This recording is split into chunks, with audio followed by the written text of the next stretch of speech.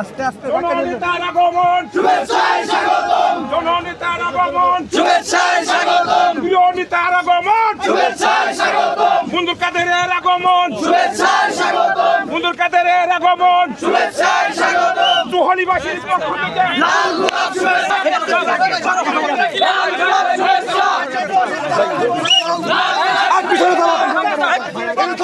লাল গোলাপ শুভেচ্ছা, জোয়ালিবাসীর পক্ষ থেকে লাল গোলাপ শুভেচ্ছা, রাজনীতিবাসীর পক্ষ থেকে